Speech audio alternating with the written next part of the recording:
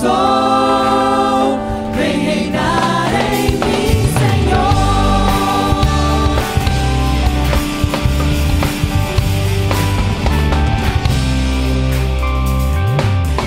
Sobre toda a terra tu és o rei, sobre as montanhas e o pôr do sol. Uma coisa só eu desejo vem reinar de novo em mim, reinar em mim, com teu poder, sobre a escuridão, sobre os sonhos meus. Tu és o Senhor de tudo que sou. Vem reinar em mim, Senhor, com teu poder, sobre a escuridão, sobre os sonhos meus. Tu és o Senhor de tudo que sou. Vem reinar em mim, Senhor.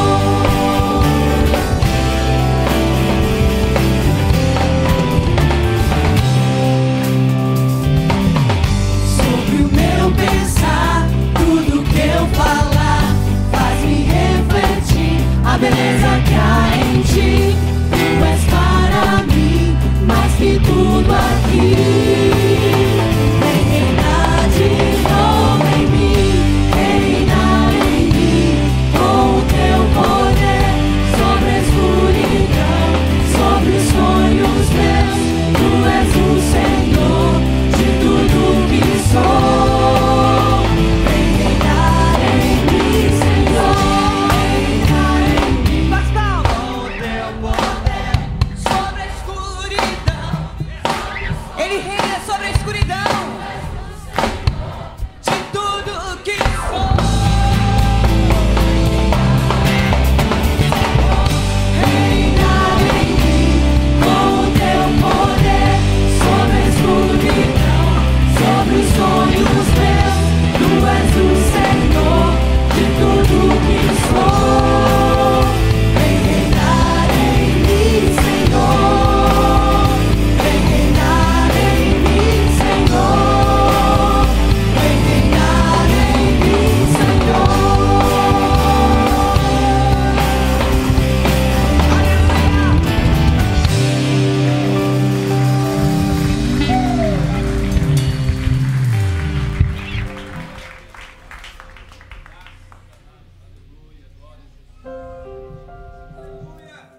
Glória a Deus. Para mim é um privilégio poder louvar o Senhor. Tem uma história na Bíblia que diz que Jesus mandou os discípulos irem até o outro lado, que ele ia encontrar com eles. E os discípulos foram.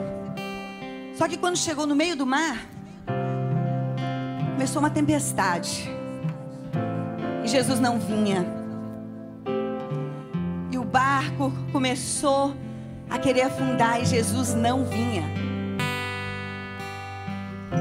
E no meio do caminho, quando tudo parecia perdido, lá vinha Jesus. Porque quando Jesus entra no barco, tudo muda. Assim é na nossa vida. Quantas vezes achamos que Jesus não está conosco, Jesus não está aqui, não veio, eu estou afundando, cadê Jesus? Só que uma coisa eu aprendo: Ele não vem no meu tempo, Ele não vem na minha hora, mas Ele vem no tempo certo, na hora certa. Sabe por quê? Porque senão o nome do Senhor não seria exaltado, não seria glorificado. Porque viria na minha hora, do meu jeito, como eu penso, como eu quero. Não pense você que Ele vai te livrar, às vezes, de estar no meio da tempestade. Não. Nem pense você que Ele vai te livrar, às vezes, da fornalha. Porque quando aqueles 3 homens entraram na fornalha, o Senhor não os livrou da fornalha, mas Ele os livrou na fornalha. E é assim que o Senhor fala com você nessa noite, fala comigo. Eu vou te livrar, mas no meu tempo, na minha hora, no meu momento. E aí você levanta dessa luta, dessa prova, tão forte, que se tivesse sido da maneira que eu tivesse pensado, com certeza eu não teria a vitória que hoje eu estou tendo. Só quem passa que sabe. Mas o mais gostoso é quando Jesus entra no barco e te leva ao outro lado, e você chega com segurança, e você pode cantar. Aleluia.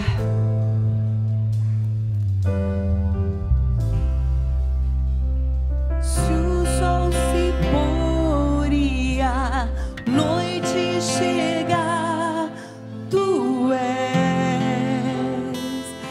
quem me guia. Se a tempestade me alcançar, tu és meu abrigo. Se o mar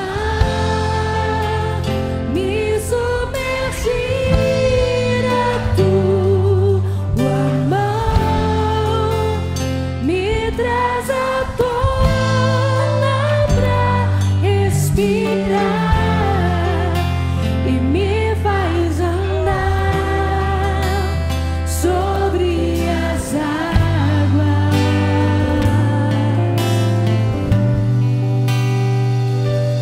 Tu és o Deus da minha salvação, és o meu dono, minha paixão, minha canção e o meu louvor.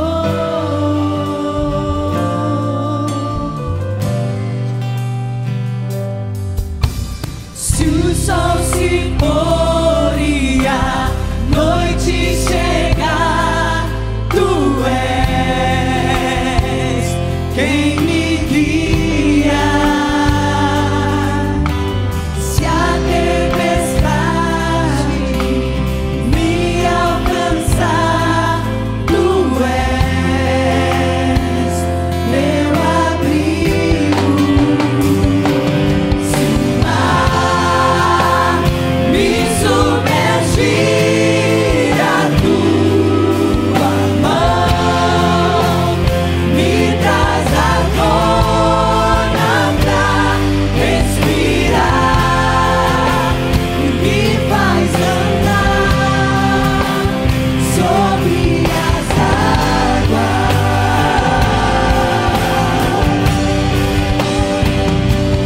Tu és o Deus da minha salvação, és o meu dono, minha paixão, minha canção e o meu louvor. Você pode sussurrar isso no ouvido do Senhor?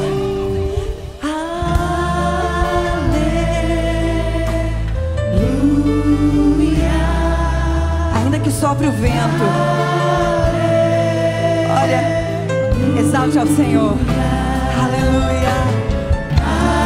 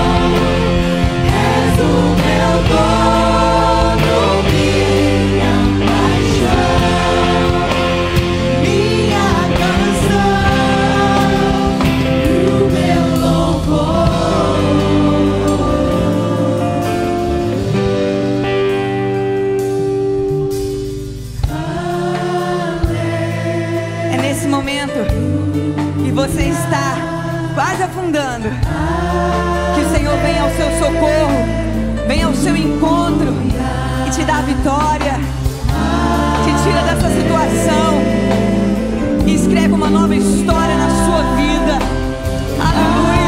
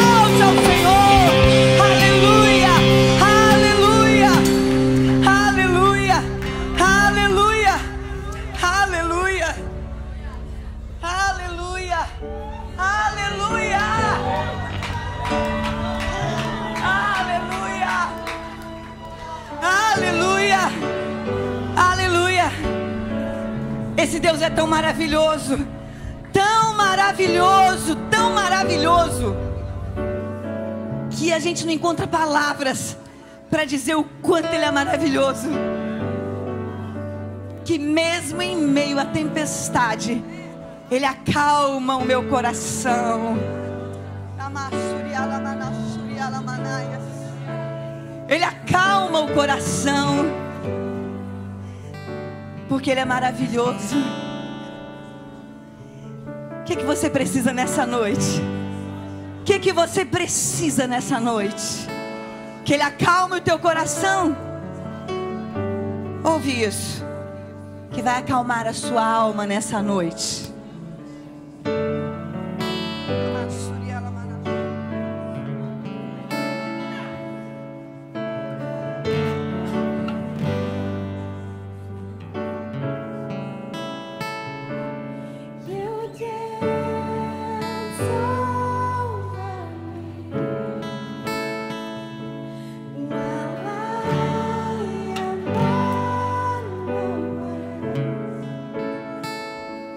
You see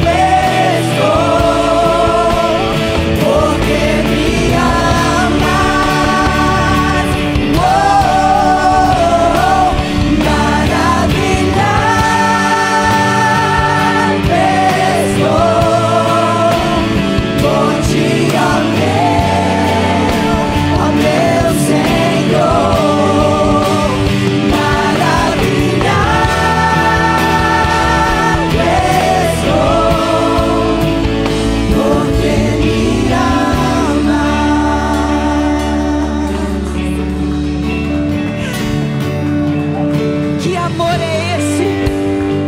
Que amor é esse? Que amor é esse? Que deu seu filho para morrer na cruz por mim, que morreu na cruz por você. Quantas vezes nós viramos as costas para esse Jesus tão maravilhoso, para esse Jesus que cura, para esse Jesus que liberta, para esse Jesus que escreve uma nova história, para esse Jesus que faz tudo novo na nossa vida. Esse é o amor de Deus, esse é o imenso amor de Deus, o amor que pode mudar a sua vida. Depende tão somente de você abrir o teu coração e permitir que Ele seja Senhor da sua vida. Aleluia, aleluia.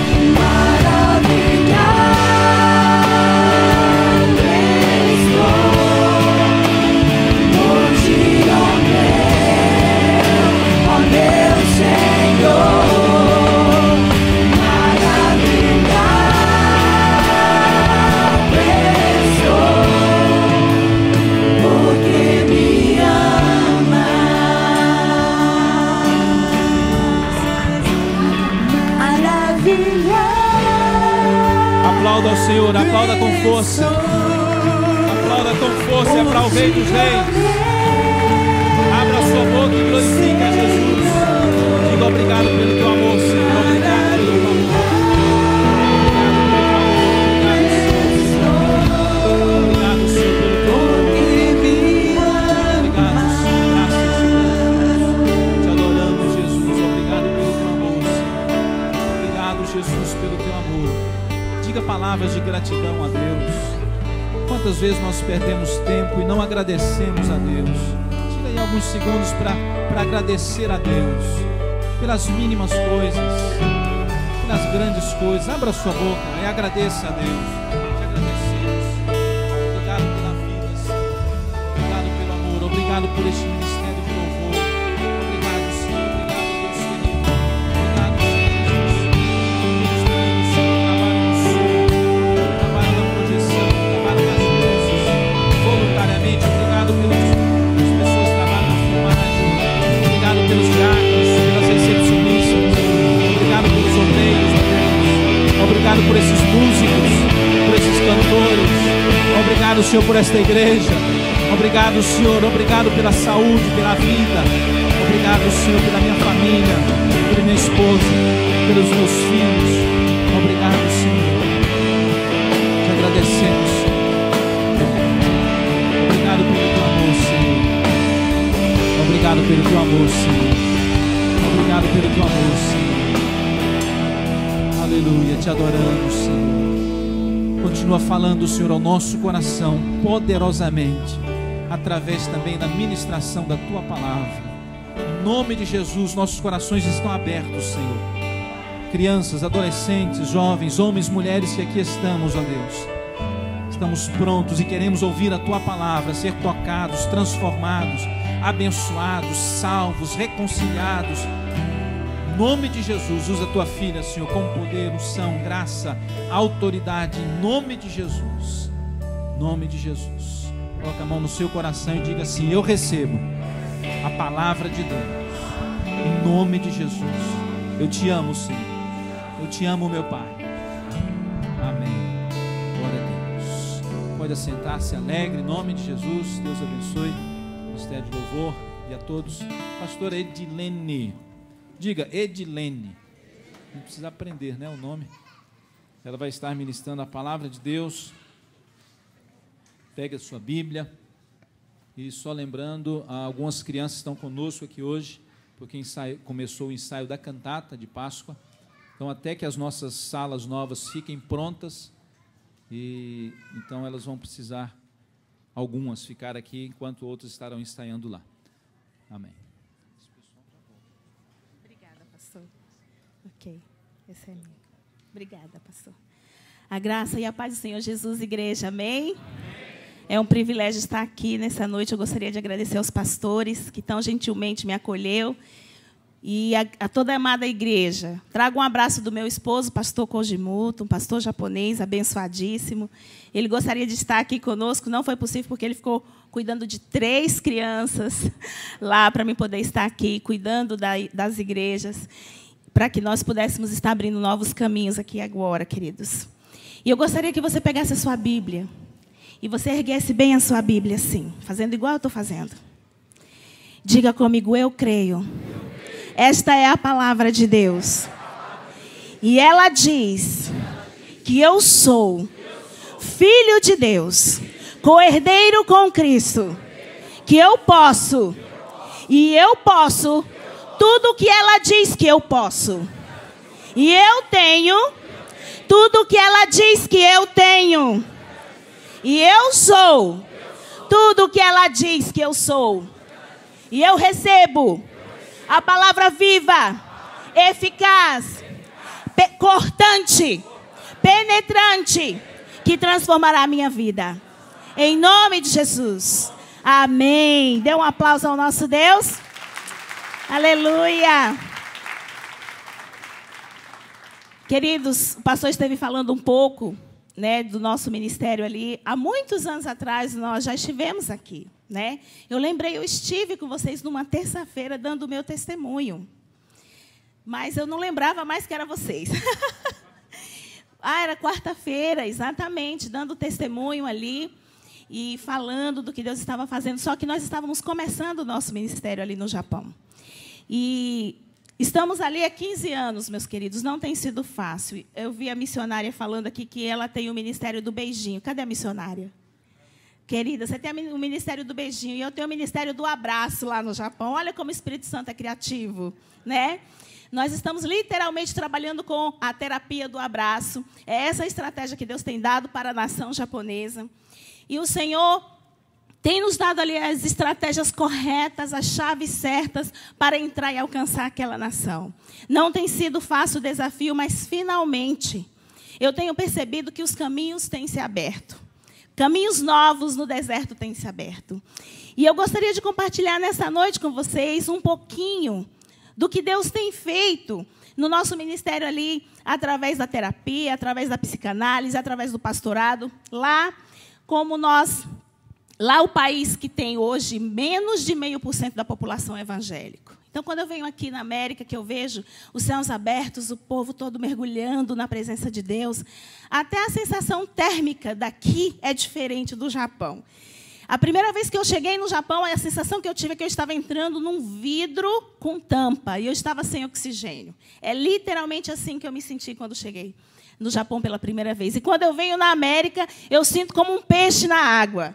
Ou quando eu vou ao Brasil ou qualquer outro país ocidental, eu sinto essa sensação de oxigênio entrando na veia. Por quê?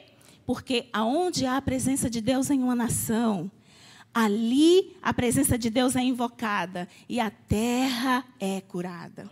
Apesar da América estar nos dados que está em evangelho, não se compara com as dificuldades do Japão, menos de 0,5%. E um país que nunca foi evangelizado, um país que está no centro da janela 10 e 40, que é o foco de missões no mundo, onde tem 62 países, os menos evangelizados e os menos alcançados e os países mais pobres do globo terrestre. E está ali o Japão, dentro da Ásia, o país mais rico, um país de primeiro mundo, um país extremamente estruturado, de alta tecnologia, mas eu nunca vi um país de tamanha miséria espiritual. Gente, são mais de 8 milhões de deuses. É uma nação totalmente ou shintoísta, ou ateísta, ou budista, enfim, qualquer ista eles são.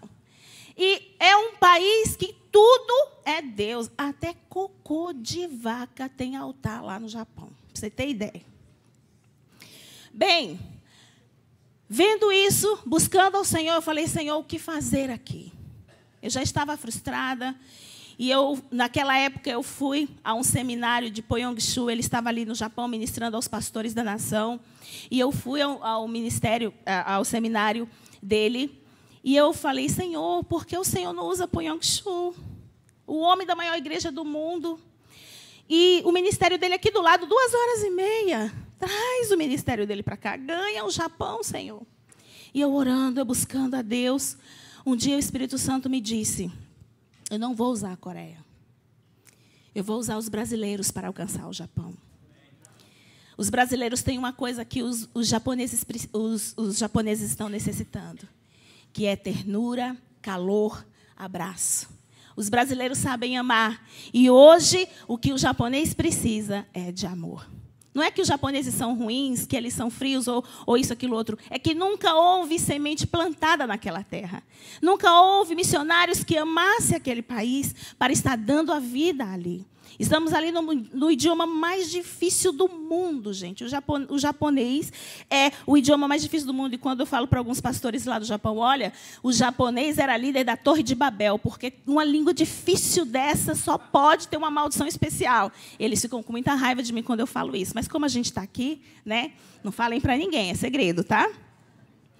E ali buscando ao Senhor, Senhor, o que fazer? Tanta gente doente. Estamos ali vivendo o país no mundo, segundo lugar em suicídio. O país onde tem altas tecnologias, altas conexões de internet virtual, mas é o país mais desconectado na família, nos lares, nos casamentos que eu já vi até agora.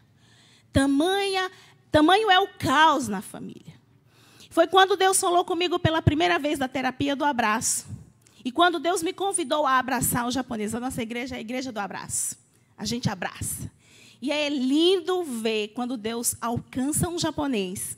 Quando Deus toca num japonês e ele vira beijoqueiro e abraçador. Gente, é uma coisa maravilhosa.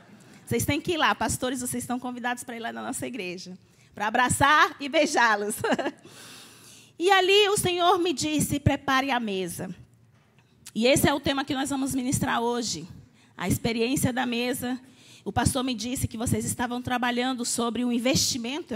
O tema que o pastor está trabalhando é o investimento. Eu disse, pastor, eu tenho o maior investimento que vocês podem ouvir para esse domingo. É o investimento da mesa. Diga comigo, a experiência da mesa. E ali no meu consultório, eu investi na mesa. Na minha casa, eu investi na mesa. O móvel mais caro e o maior móvel da minha casa, o limite máximo da minha sala e copa é a mesa. E ela está sempre cheia, porque ali é o lugar de cura. Diga, a mesa é o lugar de cura. A mesa é o maior investimento que uma família deve fazer. Freud investiu no divã, eu invisto na mesa. Eu prefiro confiar na Bíblia, amém? E, queridos, nós estamos vivendo hoje numa geração totalmente desconectada. Eu nunca vi tanta evolução, tantos games, tantas internets, tantas coisas que eu nem sei falar os nomes desses programas que existem. E eu nunca vi uma sociedade tão solitária, tão desconectada. Todo mundo ligado com todo mundo e ninguém ligado em nada, né? Amigos de todos, mas amigo de ninguém. E hoje, os brasileiros, mais de 70% dos brasileiros, eles estão comendo na frente da televisão. Quem aqui come na frente da televisão? Não levante a mão. Olha, uma corajosa levantou a mão. Posso perguntar, pastor? Pode? Alguém tem coragem de levantar a mão? Quantos comem vendo televisão? Eu não vou morder você. Amém. Ok. Mais de 70% dos brasileiros hoje comem vendo televisão. Consequentemente, não sabe o que comeu, não sabe como está o coração do outro, não sabe se a família está bem, não sabe se a esposa está bem, se os filhos estão bem. Eles simplesmente estão engolindo alguma coisa, alguma substância para poder sobreviver. Mas eles não estão se alimentando e vivendo o propósito original pelo qual Deus criou a mesa. A mesa é lugar de conexão. Diga comigo, a mesa é lugar de conexão. E a primeira vez, meus queridos, que a mesa surgiu na história da humanidade foi lá quando Deus desenhou a mesa, arquitetou a mesa e falou para Moisés: faça a mesa do tabernáculo. E Deus deu o desenho que nunca foi mudado. Em toda a história da humanidade, mesa é mesa. A mesma altura e o mesmo modelo. Bom, muda as formas, uma é redonda, outra é triangular e tal, mas mesa tem a função de sentarmos juntos, olhando e comendo juntos. Quando Deus mandou Moisés fazer a mesa, Deus deu o tamanho, a forma e pediu para colocar. A gente sempre tem a ideia que a mesa que estava no tabernáculo era uma mesa que tinha somente a Santa Ceia, aquele pão seco e aquele vinho ali que ninguém toca. Mas não foi assim.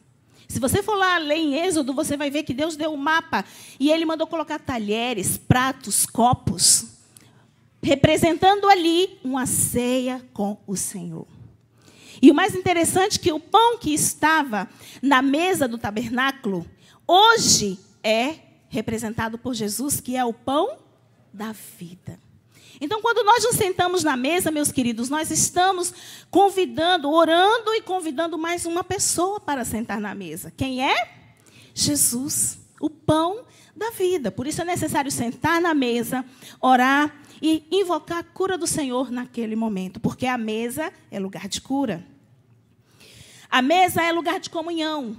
A mesa é lugar de conexão. Vamos falar junto comigo essa frase? A mesa é lugar de comunhão, de conexão, celebração e culto. É lugar de renovação. Nós temos feito muitos trabalhos com mulheres, casais, e temos ensinado para eles o que não pode se falar na mesa. Na mesa, por exemplo, não se pode xingar. Na mesa, por exemplo, não se pode estar ali colocando os defeitos e as falhas uns dos outros e os fracassos uns dos outros e apontando um ao outro. Muitos não querem estar na mesa. Sabe por que muitos preferem a televisão? Porque estar na mesa com uma mulher rixosa é pior do que... A Bíblia diz que é melhor estar num deserto comendo um pão seco do que estar numa casa com a mesa farta e uma mulher que só espragueja, que só rixa, que só é igual cavalo, né? Só faz rim. E por isso mesmo a Bíblia diz, na mesa nós devemos escolher as posturas, escolher o palavreado e escolher o que deve ser posto na mesa. Qual é o principal cardápio que se coloca na mesa? Quando uma mãe ou quando um pai prepara a mesa, qual é o principal cardápio? O sorriso. Pode ser um ovo e arroz. Mas o principal cardápio é um sorriso. É um gesto delicado, gesto de educação, por favor, muito obrigada. Mas hoje, como é que as famílias modernas têm se alimentado, meus queridos? É xingando. É brigando, você não fez, é culpa sua, você que foi, você que não foi, você que subiu, você que desceu. As pessoas não sabem sentar e olhar para o outro e validar o outro. E reconhecer o valor do outro. Hoje, as pessoas não sabem dizer obrigado. Quem foi que levantou hoje e disse obrigado, pai, obrigado, mãe, obrigado, esposa, obrigado, marido, por ter preparado a mesa? Porque para muitos é o lógico. Aliás, para muitos é o lógico nem fazer a mesa. Hoje em dia, com o modelo balcão, se come em pé no balcão, tchau e vamos embora. Ou então, países do primeiro mundo, se come no drive-thru. Né? é no carro, não tem tempo de sentar, não tem tempo de ver vitaminas, não tem tempo de ver o que se está comendo, é engolindo alguma substância. E diga comigo, mesa é lugar de renovação. Se nós queremos famílias saudáveis, nós precisamos fazer investimento de tempo e tempo de qualidade na mesa. São muitos os casais que não se olham mais nos olhos. São muitos os casais que não têm comunicação.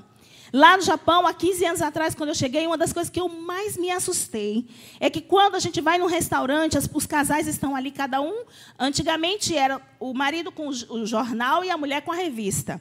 Se tivesse algum filho, tinha um game ali e ele ficava ali. Ficava 3, 4 pessoas por 1 hora, 2 horas no restaurante e eu não ouvia uma palavra da família toda, nem da criança.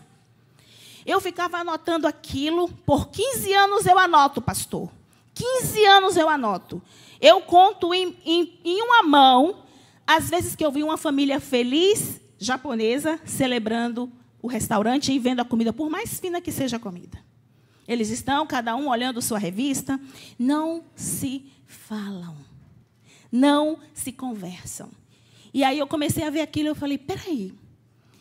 País, o 2º lugar do mundo de suicídio. Um país que os casais estão frustrados, eles conseguem ficar anos e anos sem ter a comunhão da cama, que é outro tema que nós tratamos em congresso. Algo está errado. Foi quando Deus ministrou sobre a necessidade de estarmos colocando um altar na mesa, para que Deus venha e cure o lar.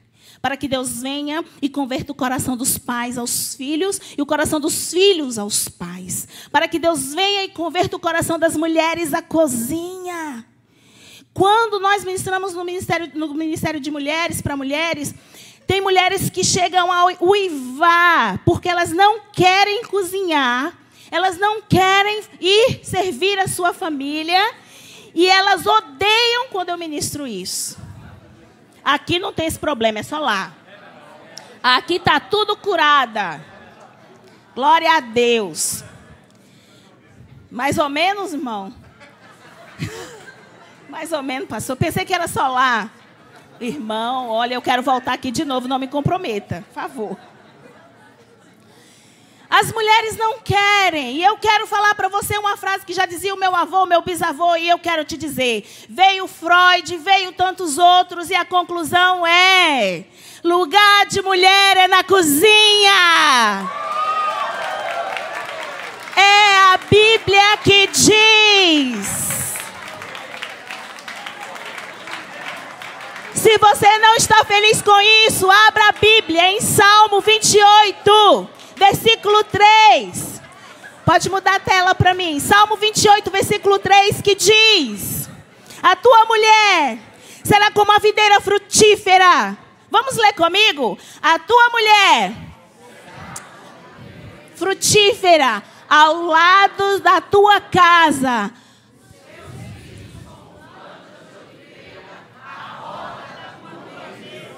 Mamãe, quantas mamães desejam filhos saudáveis? Psicologicamente estruturados, emocionalmente equilibrados. Filhos que vão ser profetas e profetisas para a nova geração. Quantos desejam isso? Mamães, quero dizer para vocês. O principal ministério que você tem para com a sua família é a mesa. E casais, o principal ministério que vocês têm para com a família, depois da mesa, é a cama. E a gente trata isso em outro congresso, outro dia. Mas, queridos, lá em Malaquias, no último versículo, quando Deus encerra ali o período profético, quando Deus diz, agora não vou mais falar para este povo, agora eu encerro o ciclo de profecia. Deus deixou 400 anos o povo sem ouvir uma palavra profética. E Deus encerra aquele período dizendo: e eis que eu virei e converterei o coração dos pais aos filhos e dos filhos aos pais, para que eu não venha e não fira a terra com maldição. Quem é que fere a terra com maldição? Não é o diabo? Será que não são os ídolos, mais de 8 milhões de ídolos lá do Japão? Não. Sabe quando é que se instala a maldição na terra? Quando os pais estão desconectados. Quando os filhos não têm mais a proteção dos pais. E quando os pais não querem mais proteger os seus filhos. É muito mais fácil criar os filhos na geração televisão, a geração videogame, a geração micro-ondas. É muito mais fácil criar filhos assim. E eu tenho falado para você, eu tenho tratado de crianças, de jovens, adolescentes de 15, 16 anos, com problemas sérios, transtornos de personalidade, problemas alimentares, distúrbios seríssimos. E sabe uma coisa que eu descobri? As mães dessas crianças, em sua totalidade, não costumam sentar na mesa.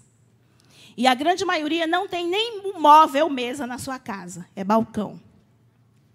Sai cedo de manhã e chega tarde em casa e os filhos estão sozinhos na internet. Então, meus queridos, quando nós desejamos famílias saudáveis, nós precisamos observar o que nós temos tido como prioridade. E lá em Malaquias, Deus encerra dizendo: converterei o coração dos filhos aos pais. Quando então João Batista vem dizendo que ele virá, Jesus virá, ele diz, e ele virá convertendo o coração dos pais aos filhos e os filhos aos pais. O mesmo versículo encerra um ciclo e inicia um outro. Agora ele está anunciando Jesus, dizendo que Jesus vem para curar os lares, convertendo os filhos aos pais e os pais aos filhos. Esse é o ministério de Jesus. O principal ministério de Jesus é estruturar famílias para que famílias curadas curem outras famílias. Só teremos igrejas curadas quando os nossos lares forem curados. Só teremos igrejas abençoadas, fortes, igrejas que multiplicam quando lares forem fortes, casamentos forem ajustados, quando marido e mulher forem um de fato conectado. Enquanto isso não acontece, nós brincamos de igreja. Nós temos um programa social, temos qualquer outra coisa, mas não é igreja. Porque quando nós encaramos o projeto original de Deus, nós vamos ver que Deus projetou família. Deus amou família. E esse é o principal alvo de Deus. Já disse Madre Teresa de Calcutá, perguntaram para ela quando ela estava ganhando o Prêmio Nobel da Paz, o que podemos fazer pela paz mundial? Então ela disse: pais, voltem para suas casas e amem os seus filhos, e assim haverá paz. Diga para a pessoa que está do seu lado: ame o seu filho. Se você não tem filho, diga: ame o seu pai. Por não haver essa conexão, não há essa conexão, meus queridos. Resultado, nós temos hoje instalado um caos social. Hoje, nos Estados Unidos, a taxa de divórcio está a cada 2 casais, um se divorcia. E vocês devem saber que essa estatística não é para o mundo. Não estamos falando aqui de descrentes, nós estamos falando aqui, inclusive os crentes. A média é de que, mesmo estando na igreja, os casais se divorciam na mesma frequência, na mesma velocidade que o mundano. E eu pensando nisso, um dia eu estava vendo o livro de uma socióloga, de um sociólogo, e ele disse: as sociedades elas se corroem, a sociedade ela se destrói, todo o império que existiu até aqui, que foram grandes e marcantes na história, eles começaram a diluir quando as famílias foram menosprezadas, quando os lares não foram focados. E a América está nesse caminho. Só que não é só a América, o Brasil está na mesma estatística. E olha o que eu descobri pesquisando, o Japão também está na mesma estatística.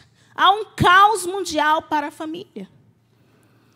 E essa é a estratégia do diabo, fazer com que famílias feridas, um divórcio vai matar uma geração, um divórcio vai fazer com que filhos traumatizados, filhos desequilibrados, estejam agora se projetando para o futuro para destruir uma nova geração. Essa é a estratégia do diabo, meus queridos. Mas quando Jesus vem, Ele converte o coração dos pais aos filhos e os filhos aos pais.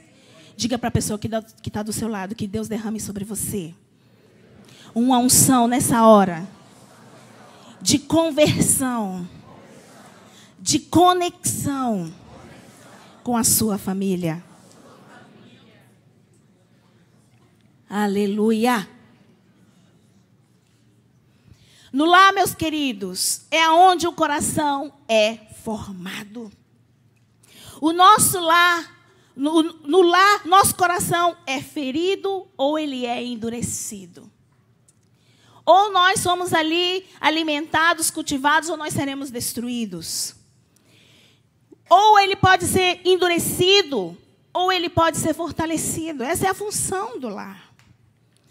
E muitas vezes nós encontramos pessoas duras, insensíveis, pessoas que não querem ouvir a Deus, que não podem ouvir a Deus. Quando nós olhamos o histórico, o mapa geográfico histórico delas, nós descobrimos que são pessoas que não tiveram lares ajustados. Filhos de pais divorciados, filhos de pais que não tinham tempo, filhos de pais que deram iPhone, iPad, iPod, tudo, menos amor.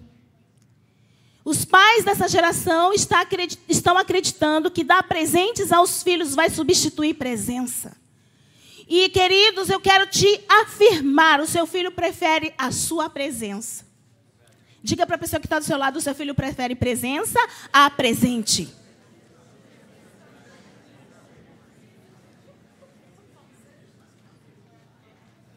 Eu tenho encontrado japoneses de tamanha dureza de coração. E eu fiquei impressionada com a dureza do coração daquele povo. E eu disse, meu Deus, eu acho que eu queria tanto ter ido para a África. Falei, Jesus, o que eu estou fazendo aqui? Que povo duro, a gente prega e eu me sinto como Jeremias pregando no deserto. E olhando aquele povo, o Espírito Santo falou ao meu coração, me deu compaixão pelaquela nação. E eu comecei a pesquisar sobre quando foram que eles foram abraçados pela última vez. Todos os japoneses que já passaram por mim, nesses últimos 7 anos, mais ou menos, eu pergunto para ele no meu questionário, que é um material científico que eu estou preparando para o futuro. E eu pergunto para eles, quando foi a última vez que você foi abraçado? Você lembra? Todos eles olham para cima, não tem o arquivo, olha para baixo, não tem o arquivo, e eles falam, eu não lembro. De todas as japonesas e japoneses que eu perguntei até hoje, só uma japonesa me disse, eu lembro do meu pai me abraçando. Inclusive o meu esposo não tem no arquivo dele, ele não tem no subconsciente dele nenhuma memória de ter sido abraçado depois dos seus 4 ou 5 anos de idade, abraçado e beijado. Você sabe o que significa isso para uma criança, meu querido? Meus queridos, Frederico II, na época de Hitler, naquela influência de guerra, ele fez uma experiência louca, maluca. Ele pegou vários bebês, muitos bebês, colocou numa sala fechada, totalmente arejada, totalmente limpa, desinfetada, com enfermeiras. E ele deu a seguinte ordem: não toque nos bebês, não pode sorrir, não pode falar, não pode pronunciar nenhuma palavra. Simplesmente deem a mamadeira, troquem a fralda, não tenha contato de pele, não tenha experiência tátil. E eles fizeram essa experiência com os recém-nascidos por 6 meses. O resultado dessa pesquisa, você pode procurar na história, em livros de história, você vai encontrar o resultado. Todos os bebês morreram. Nenhum bebê sobreviveu à falta de toque, de beijo e de abraço. Sabe por quê, meus queridos? Nós somos seres humanos, a nossa pele são mais ou menos 1,72 m de pele, puramente sensores, puramente transmissores. E quando tocados devidamente, geram serotonina. Serotonina é o hormônio da felicidade, é o hormônio do bem-estar. Quando nós não somos tocados, acariciados, abraçados, nós passamos a gerar cortisol, que é o hormônio do estresse e o hormônio da depressão.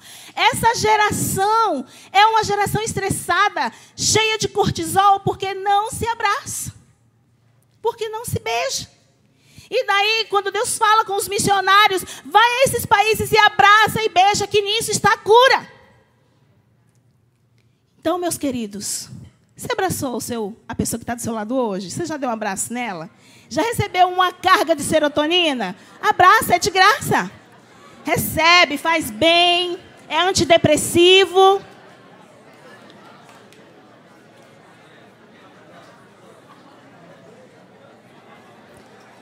Olha, vou te dar aqui a dica. Se você fizer isso, você não vai precisar ir em consultório nenhum, nem de psiquiatra, nem de psicanalista, nem de nenhuma coisa você vai precisar. Sabe qual é a receita? Se você tem problemas de humor, de mudança de humor, problemas de depressão, de angústias, ansiedade, a receita é uma pílula chamada... Querem saber? Querem saber o nome da pílula? Abraço. E os cientistas já provaram, queridos, que quando nós abraçamos a criança 6 vezes ao dia, 6 vezes, diga comigo, 6 vezes. E 6 vezes abraçados por 6 segundos. Diga 6 por 6. As crianças são mais inteligentes na escola. Cientistas já provaram que as crianças que são mais abraçadas, elas são mais alegres, mais espontâneas, mais sociáveis e tiram melhores notas na escola. Vamos fazer essa experiência 6 por 6? Vamos levantar agora. Eu queria pedir à pastora aqui. Vem cá, pastora, para mostrar para vocês como que é a experiência 6 por 6. É assim, gente, olha, não é difícil fazer com ela, né? Eu vou contar, tá? E depois pode ficar de pé, vocês também? Oi? Aqui é a mão, ó. Olha a minha mão aqui, ó. Então você vai agora contar até 6, tá bom? Abraçando. E enquanto você abraça, você vai elogiar 6 vezes a pessoa, falar alguma coisa boa para ela, amém?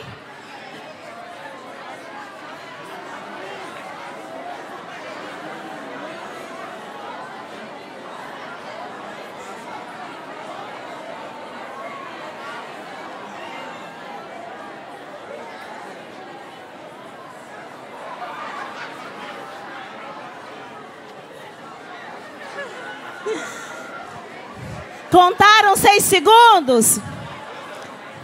Vocês gostaram? Diga comigo, 6 por 6. A pílula antidepressiva, 6 por 6. Aleluia! Só mais um pouquinho, já estou concluindo. Quando as famílias não passam mais tempo no lar, vamos sentar? Gostaram de abraçar? Quantos são os pais que querem ter filho que vai para Harvard, MIT ou as melhores universidades do mundo? Quantos desejam ter filhos assim ou desejam ir? Outra pílula, querem saber? A pílula 6 por 12. É você abraçar 12 vezes o seu filho por dia. É por dia. 12 vezes por dia, 6 segundos. Diga pílula 6 por 12. Então, meus queridos, quando as crianças são abraçadas mais, elas têm mais alegria, mais satisfação, mais disposição, estudam mais e interagem mais. Sabe por que tem crianças com 12 anos de idade no nosso consultório fazendo tratamento, tomando psiquiatras dando remédio faixa preta para essas crianças? Sabe por que isso está acontecendo? Porque os pais não estão amando. Os pais não estão gerando conexão. Quando as famílias não passam mais tempo no lar, o fundamento da sociedade começa a ruir. Diga isso comigo. Quando as famílias não passam mais tempo no lar, o fundamento da sociedade começa a ruir. Queridos, um foguete foi lançado aqui nos Estados Unidos há uns anos atrás, um projeto de bilhões de dólares. E aí o mundo inteiro colocou o foco naquilo, a mídia inteira do mundo colocou o foco naquilo. E aquele foguete foi lançado. Era um satélite super bem programado, de última geração. Os engenheiros gastaram anos naquele projeto. Era um big projeto. E daí se lançou o foguete. E o que aconteceu com o foguete? Caiu. Foram pesquisar o porquê que explodiu, porquê que aquele foguete caiu. E o resultado foi, havia uma pequena tampa do foguete que não ficou muito bem conectada. Ela não ficou muito bem grudada onde ela tinha que estar. Em altas temperaturas, aquela tampa perdeu o equilíbrio, saiu do lugar. E aí desequilibrou toda a nave e houve uma explosão. Com isso, eu fiquei pensando, se um negocinho desse tamanho, uma chapinha desse tamanho pode derrubar um projeto de bilhões, a mesa, ela pode destruir ou pode edificar uma geração. É pequeno, meus queridos, o que derruba e o que constrói. Não são grandes quedas que derrubam os nossos lares. E não são grandes vitórias que edificam os nossos lares. São pequenas coisas. Diga, são pequenas coisas.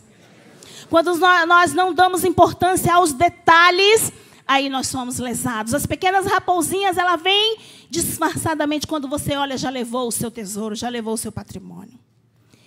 E, meus queridos, quando a sociedade começa a ruir, quando a sociedade começa a passar por crise de identidade, se perde referencial. Ontem nós vimos no vídeo, no curso que nós estávamos fazendo, um homem que, para mim, tem transtorno.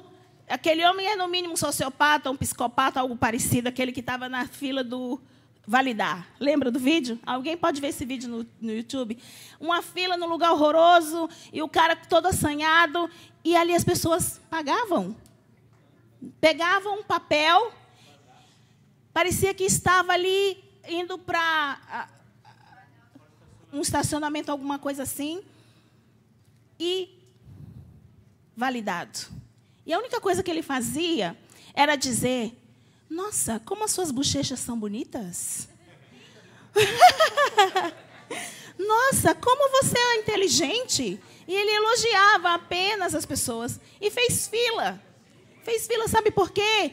A geração de hoje não tem referencial, não tem identidade, não sabe quem são, de onde veio, para onde vão. Você pode conversar hoje com um jovem de 18 anos, ele não sabe se casa ou se compra uma bicicleta. Quando eu tinha 18 anos, isso não é muito tempo atrás, não. Eu estou jovem ainda. Quando eu tinha 18 anos, eu já estava no seminário, sonhando com o Japão, me preparando para missões. Hoje em dia, os jovens com 18 anos, eu já não quero ir para a escola, não. Vou furar aula, vou dormir. Uma geração de ponta cabeça, que tem tudo, que nós, pelo menos eu, lá na minha terra, nunca tive. Mas é uma geração que não valoriza o que tem. Principalmente vocês que estão aqui nos Estados Unidos, do lado das maiores e melhores universidades do mundo. Não se esforce para entrar. Sabe por quê? Porque pensam, sou estrangeiro, sou imigrante num país que não me dá oportunidade. Eu quero falar para você, queridos.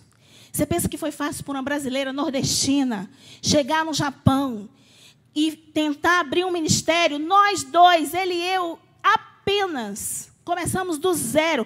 A pior maneira de começar uma igreja foi essa que nós fizemos. Só não morremos porque a graça do Senhor estava sobre nós. Só não morremos porque exercíamos o ministério da mesa, mesmo sem saber dos princípios da mesa. E começamos ali o ministério, meus queridos, foi a pior maneira de fazer. Sofremos muito, eu e meu marido. E ainda havia ali um espírito de galinheiro. As galinhas falavam no ouvido o tempo todo, brasileira, burra, pobre, você não pode fazer, você não vai conseguir.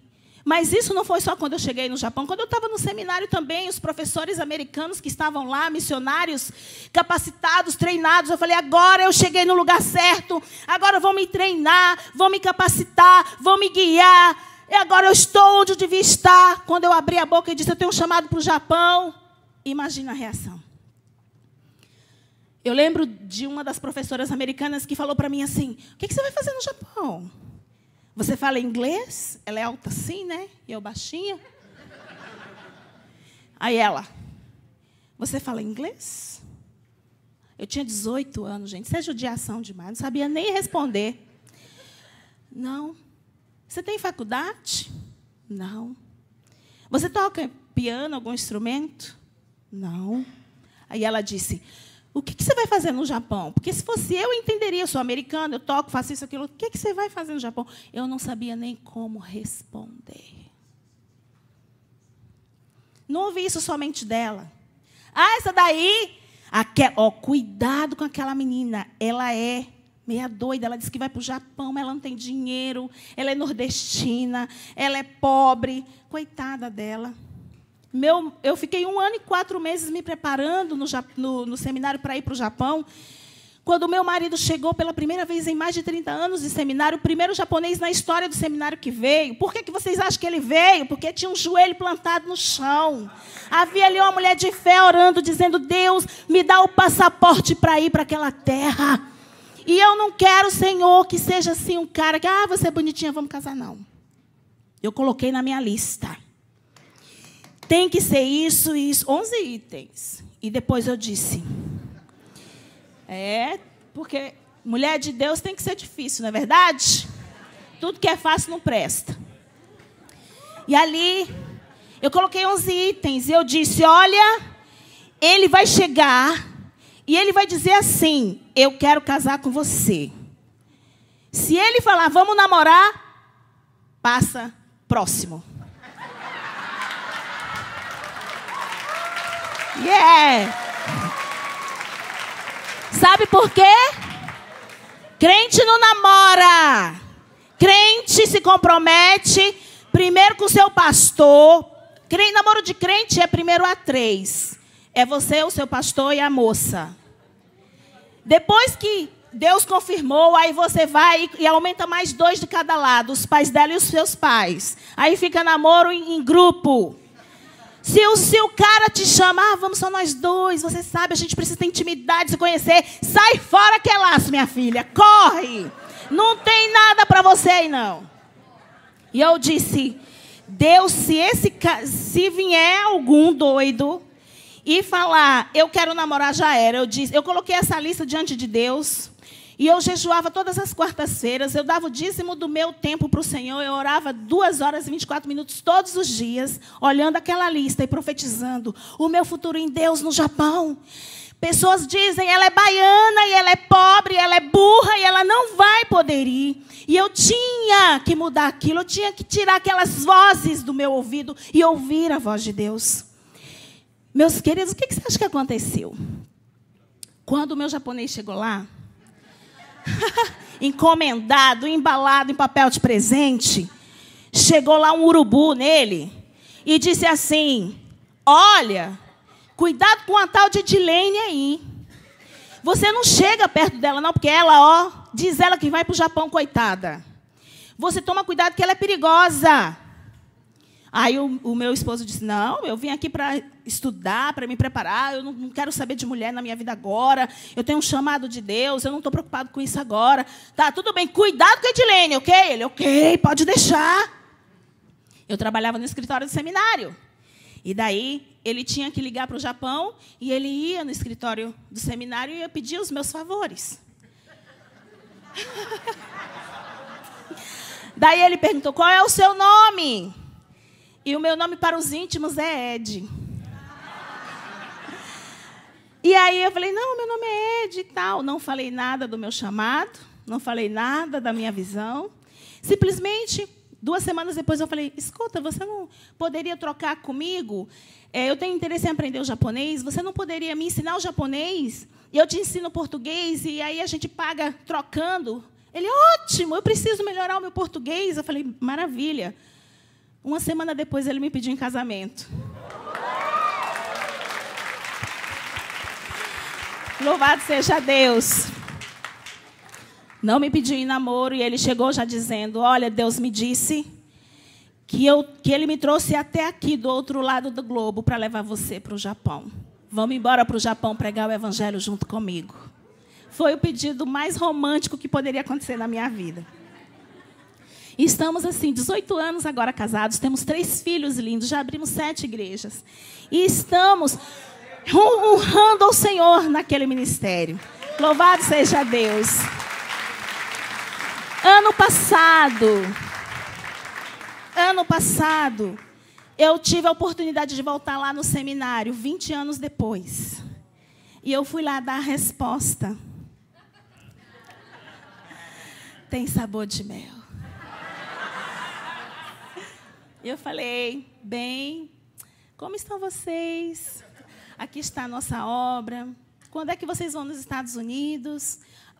Cada vez, 4 anos, uma vez a 4 anos. Uau, então eu estou mais americana que vocês, eu vou 5 vezes por ano ministrar nos Estados Unidos. Sabe, meus queridos, o que Deus faz? Ele nos valida. Quando Ele nos dá um chamado, Ele não quer saber de onde você veio. Ele não quer saber do seu berço. Aliás, eu não tinha nem berço. Eu lembro que eu dormia na rede. Dormia na rede até os meus 7, 8 anos de idade.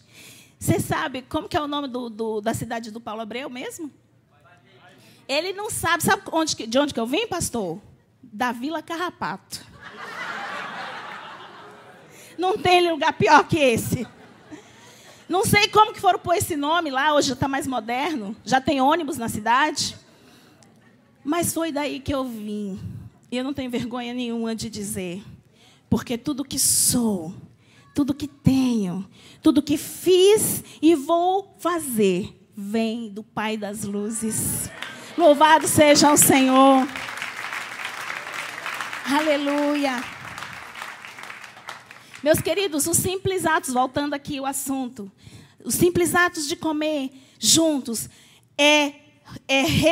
juntos regularmente, é vital para a saúde, estabilidade e a longo prazo de nossa família e da nossa sociedade. Meus queridos, eu não vou poder encerrar o tema hoje, mas nós temos um congresso para mulheres, fechado 3 dias, onde nós trabalhamos a autoestima, cura interior, a experiência da mesa, a experiência da cama. A experiência da cama são 3 horas ministrando para as mulheres na experiência da cama. Os homens mandam e-mails assim, a rios, agradecendo a nós. Os homens ficam com o meu marido, que ele é especialista em homens, e eu fico com as mulheres. Quando eles voltam, pastor, é uma seda. Fica uma bênção. E aí, meus queridos, eu não vou poder esgotar esse assunto, mas cada vez que damos graças a Deus, juntos na mesa, o pão da presença se manifesta e Ele mostra ali o que precisa ser tratado. Ele mostra ali o que precisa ser jogado fora. É como se tivesse uma lixeira no meio da mesa. É como se tivesse ali uma lixeira espiritual, onde as crianças vêm e elas começam a falar, hoje na escola eu sofri isso, hoje eu passei isso. E ali a gente começa a olhar e a ministrar na vida das crianças. Só para encerrar, eu vou contar para vocês uma experiência que eu tive com meu filho. Meu filho, ele é um menino muito bonito, David Yukihiro, tem 12 anos de idade. Um atleta de judô, um menino muito bonito. Pianista, porque você sabe, eu não toco piano, mas meus 3 filhos são pianistas de primeira classe. E daí, na escola ele é diferente, porque ele tem traços ocidentais. E na escola dele não tem nenhum outro estrangeiro. E os meninos fazem muito bullying com ele. E chegavam a falar para ele assim, sai daqui, estrangeiro, aqui não é lugar de estrangeiro. Você é gordo, porque ele é forte, musculoso, né? Estrutura assim ocidental. E os japoneses é tudo uns gravetinhos, né? E daí, sai daqui, seu gordo. Você tem cara de estrangeiro, aqui não é o seu lugar. Um dia estávamos na mesa e o meu filho triste, muito triste. E eu comecei, então, a olhar aquilo, servindo eles na mesa. Eu olhei para ele, o que foi que está acontecendo, David? Dosta não, nanigata não gakode. E aí ele falou, e daí ele disse, ele não me olhava nos olhos. Quando nós sentamos na mesa, nós temos tempo de ler a fisiologia dos nossos filhos, do nosso marido. E aí ele falou assim, mamãe, eu sou tão feio. Eu falei, como assim que você é feio? Você é o menino mais lindo que eu já vi. Não, não é verdade. Você fala isso porque você é minha mãe. Mas o meu coleguinha da escola me falou que eu sou feio, que eu sou gordo, que eu sou estrangeiro, que ele não queria que eu ficasse lá com eles. Quase que eu saí na rua e ir lá na casa do menino para pegar ele pelos cabelos. Mas eu lembrei que eu sou ungida de Deus, então tem que ficar nos tamancos, entendeu? Daí eu falei, como? E ele me falou a experiência, e ele não me olhava nos olhos, ele ficou assim para baixo. E não conseguia me olhar, me encarar. E eu falei, Jesus, o que eu faço? Senhor, o que eu faço? Senhor, me ajuda. Porque nessa hora dá um pânico na gente. O seu filho está acreditando que ele é uma pessoa desnecessária, que ele é uma pessoa feia, que ele é uma pessoa inútil, que ele não podia estar no Japão. Eu disse, Deus, isso é uma mentira do diabo, como eu vou tirar isso do coração do meu filho? Daí o Espírito Santo disse, fala como que ele foi gerado. E aí eu comecei a falar quando ele estava na barriga, que eu li a Bíblia para os meus 3 filhos. A Bíblia sempre foi o livro que eu mais li para eles, quando eles estavam na barriga, e como o pai profetizava na barriga.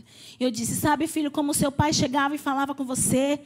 O seu pai dizia, Yukihiro, David Yukihiro, o nome dele significa divulgador da esperança divina. Ele é o sucessor do nosso ministério pioneiro de abrir igrejas. Temos o chamado de abrir 47 igrejas para 47 estados. O meu esposo disse, enquanto eu viver, quero abrir pelo menos 50 igrejas na Terra do Sol Nascente. A Terra do Sol Nascente se diz pelo fato de que estamos 14 horas na frente de vocês. Lá o sol nasce primeiro. E onde nasce o sol nascente, nascerá o sol da justiça. Amém? E eu comecei a dizer, David, sabe de uma coisa? O Espírito Santo me disse, quando você estava na minha barriga, que você iria a caminhos que eu e seu pai jamais poderiam ir. Meu filho, mamãe, veio do extremo do globo terrestre. Imagina onde você vai parar. E comecei a ministrar tudo que Deus havia falado a respeito dele. E o que o pai fazia quando ele estava na minha barriga ministrando. O meu filho, ele era tão energético, porque ele é um atleta. Então, quando o pai falava com ele, ele chutava a barriga e fazia assim, ó, tu.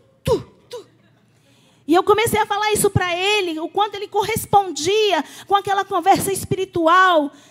As lágrimas pararam de cair. E ele olhou para mim e disse, sério, mamãe? E o papai ficava assim? Eu falei, ficava. O papai ficava feliz, e o papai falava isso, o papai falava aquilo. Você sabe o que aconteceu quando você nasceu?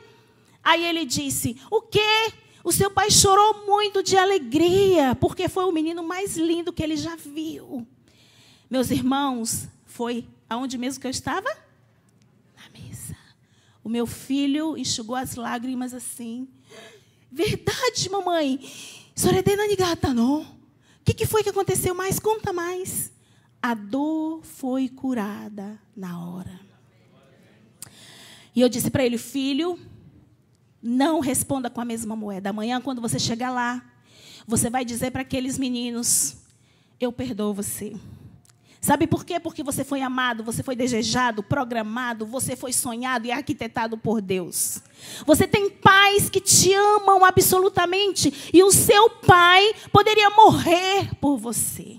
Agora, o seu amiguinho não é amado da mesma maneira, não tem Jesus. Se ele morrer, ele não vai para o céu. Então tenha misericórdia do seu amigo. Por mais que ele fale isso, se aproxime e diga, eu te perdoo, vamos ser amigos.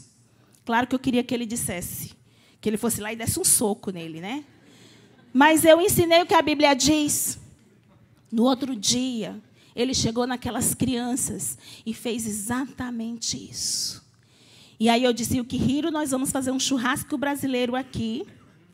Traga os seus amiguinhos. Eu não ia fazer churrasco deles, calma. Eu ia servir o churrasco na mesa. Eles vieram, trouxeram os pais, mais de 30 crianças. Naquele dia, 27 crianças aceitaram Jesus na mesa. Glória a Deus. Meus queridos, eu queria falar muito mais, mas eu vou cortar aqui. E a Bíblia diz, que farei eu para herdar a vida eterna? Lá em Lucas 10, 27, versículo 27, parte B. E aí Jesus disse, fazei isto e viverás. Você quer família equilibrada? Você quer lar ajustado? Mulheres, comecem a servir a mesa. Comece a trazer os seus maridos para a mesa. Comece a desligar a televisão, iPhone, iPad e dizer: o tempo da refeição é sagrado. E o principal alimento é a afirmação, é a validação, é o mostrar a identidade do seu filho. Se você não der uma identidade ao seu filho, o mundo vai dar. Se você não mostrar quem ele é, os policiais vão dizer quem ele é. Prendendo, fazendo fichas e escrevendo vagabundo, marginal. Se você, mulher, não... A principal função da mulher é construir. A mulher foi chamada para edificar. Diga comigo. A mulher foi chamada para edificar. A principal missão do homem é liderar e governar. E a principal missão da mulher é edificar e interagir. E agregar. E a mulher, ela tem a função de edificar o seu esposo também.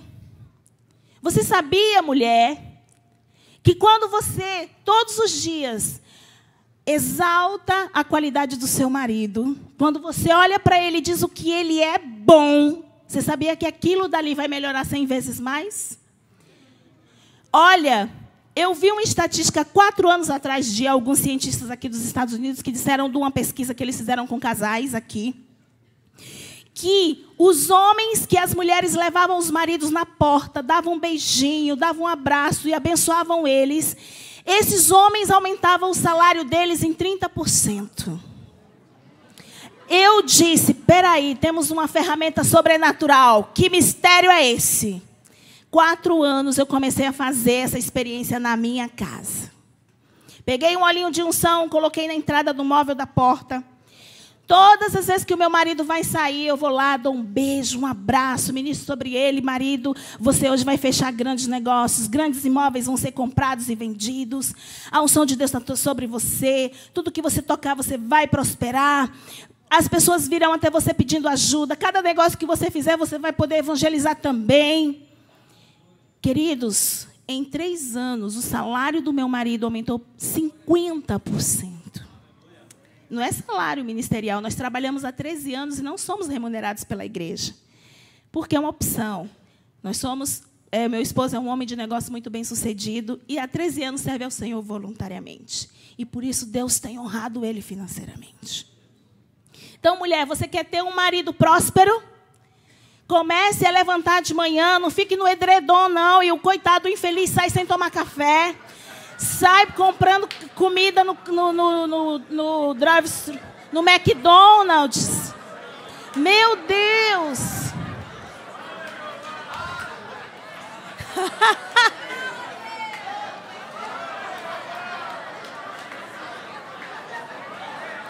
Aleluia! Jeová! Pensei que isso é só para o lado de lá, irmão. Só para concluir aqui, eu já falei para vocês, eu sou nordestina. Quando eu recebi o chamado de Deus, eu disse: Senhor, eu quero fazer a diferença naquela nação. Eu quero exercer um ministério que vai impactar aquela geração e que vai mudar o curso da história da nação japonesa. Foi esse o desafio que Deus colocou no meu coração quando eu tinha 18 anos de idade. Tem sido esse o caminho que tenho perseguido até aqui. E Deus me deu, pela graça dEle, pela misericórdia dEle, o melhor parceiro ministerial que Ele poderia me dar. Um homem maravilhoso, um marido especial, um homem cheio de unção.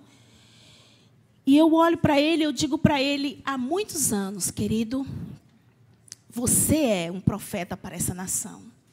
Você vai ser usado com poder e graça para mudar a história dessa nação.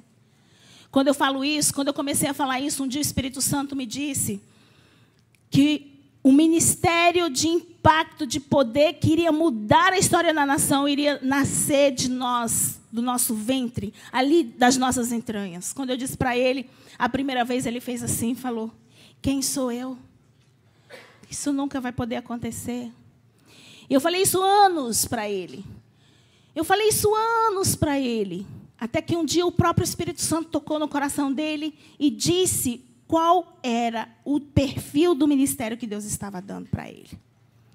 Um dia, nós havíamos sido impactados nesse congresso que eu falei do Poyang-Shu, onde Deus disse, eu não vou usar o Poyang-Shu, eu vou usar vocês. Eu cheguei para o meu marido e eu disse, sabe, amor, o Espírito Santo me disse naquela conferência que Deus iria usar você para salvar essa nação. Não era Poyang-Shu, nem qualquer outro pregador famoso. E aí ele olhou para mim e disse assim, o Espírito Santo falou a mesma coisa comigo. E se Deus deseja isso, eis-me aqui. Foram anos firmando isso, porque ninguém nunca tinha dito isso para ele. Sabe por que as pessoas não são usadas por Deus? Porque elas não sabem o que pode dar para Deus. Porque não há quem confie nelas. Não há quem a entusiasmem. Não há quem a impulsione. Não há quem diga, eu confio em você. Você pode, no Senhor você pode todas as coisas. As pessoas estão sem identidade, sem rumo, sem percurso. As pessoas não sabem para onde ir, nem o que fazer. Porque ninguém as validou. Porque ninguém formou nelas a sua identidade. São gerações ocupadas, pais desnorteados e filhos mais desnorteados ainda. E nós precisamos nos levantar como um referencial, luzeiros em trevas. Eu quero te chamar, você que deseja ser luzeiro nessa treva. Se levante agora. Você que precisa de cura no seu casamento, cura nos seus filhos, cura no seu lar. Talvez Deus está te dizendo que você deve sair daqui e comprar uma mesa. Talvez nem mesa você tem na sua casa.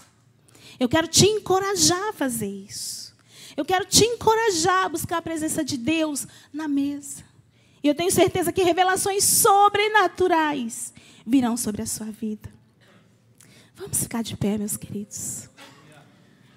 Eu queria que você agora buscasse o pão da presença, que é Jesus. Ele está aqui. Jesus, o pão vivo que desceu do céu, está aqui. E Ele diz, todo aquele que tiver fome, venha e eu te darei de comer. A fonte de água viva está aqui. E Ele diz, todo aquele que tiver sede, venha e eu te darei de beber. Se o seu lar está hoje vivendo conflitos, transtornos, dificuldades, que nem você entende. Talvez você não tenha respostas. Eu quero te animar a começar usando a mesa. Essa é a ferramenta que Deus te deu para curar o seu lar. Comece agora a ministrar. Comece agora a pensar na sua casa.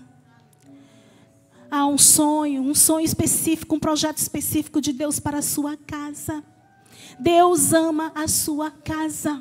Deus ama a sua família. Deus tem um projeto específico para a sua família. Filhos curados vão curar outros filhos. Casais curados vão curar outros casais. Não precisamos fazer muito se cuidarmos primeiro do nosso lar, que é o primeiro ministério que Deus nos deu. É a primeira célula, é o primeiro órgão vivo que precisamos cuidar. Se você não cuida, morre. Diga, coloque a mão no coração e diga, se eu não cuidar, o meu lar vai morrer. Diga mais uma vez, se eu não cuidar, o meu lar vai morrer. Se você está com sua família, seu pai, sua mãe, sua esposa, ou se você não tem ninguém, abrace agora alguém. E nós vamos agora invocar o pão da vida, dizendo, vem curar os nossos lares, Deus. Vem curar, Senhor, a nossa casa. E eu virei, diz o Senhor, e converterei os corações dos pais aos filhos, e dos filhos aos pais, para que eu não venha e não amaldiçoe a terra. A América precisa ser curada. O Japão precisa ser curado. O Brasil precisa ser curado. A África precisa ser curada. Mas essa cura só será real quando lares estiverem experimentando o pão da presença. Não precisa muito. Não precisa muito. Basta apenas exercer aquilo que o Senhor já tem colocado em nossas mãos. Comece a profetizar. Eu queria ouvir agora a sua voz, liberando vozes de bênção. Abençoe a sua casa, abençoe a sua sementeira, abençoe os seus filhos, abençoe sua finança, abençoe a sua mesa, abençoe a identidade dos seus filhos, abençoe o chamado de Deus para os seus filhos. Comece a dizer o nome dos seus filhos, comece a dizer o nome do seu esposo, da sua esposa, e a empreiterir a bênção de Deus sobre a sua casa. Invoque o reino de Deus sobre a sua casa. Consagre agora, coloque agora um altar ao Senhor na sua casa. Consagre o seu lar, dizendo: venha Deus e trate aquilo que precisa ser tratado. Venha Deus e nos cure, nos transforme. Venha Deus e derrame agora um batismo de alegria, um batismo de unção, um batismo de fidelidade, um batismo de compromisso nos nossos lares. Em nome de Jesus nós profetizamos agora. Diga comigo: o meu lar. Fale crendo, o meu lar é fonte de bênção. A minha casa é sementeira. Todos que vierem serão curados. Os vizinhos, os amiguinhos dos meus filhos, os amigos do meu marido, as amigas da minha esposa, todos ao entrar na minha casa serão impactados pelo pão da presença. Aleluia! Dê um aplauso, Senhor. Este não pode ser teu fim. Não é o que Deus sonhou pra ti. Não podes aceitar. Aleluia. Enquanto cantamos, quero te convidar a entregar a sua vida para Jesus. Quem está aqui que ainda não tem um compromisso com Jesus, levante a sua mão. Quem está aqui quer se reconciliar, Deus te abençoe. Vem aqui à frente, aplauda ao Senhor. Dá um abraço nele. Sei que é difícil. Está reconciliando com Jesus, voltando para Jesus. Tem mais alguém que quer voltar para Jesus? Você que está afastado de Jesus, você que está distanciado, volta para Jesus agora. Você que está sem uma casa para adorar a Deus, volta para a casa do Senhor, volta para a casa de Deus, volta para Jesus. Você que ainda não tem a presença de Deus, você que ainda não decidiu sua vida para Jesus, venha em nome de Jesus. Deus te abençoe. Aplauda ao Senhor. Tem mais gente aceitando a Jesus, tem mais gente entregando a sua vida para Jesus. Deus te abençoe. Aleluia, glória a Deus. Vem cá, Evandro.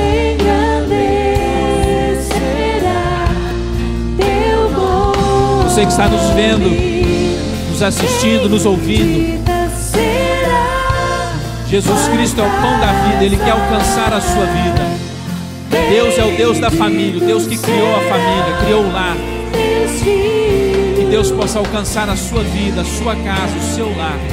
Você entregar a sua vida para Jesus, você voltar para Jesus. Esse instrumento é para te alcançar aonde você estiver, para você vir para Jesus, vir para a casa de Deus, abençoar a sua casa, o seu lar, a sua família, a sua vida. Deus te abençoe em nome de Jesus.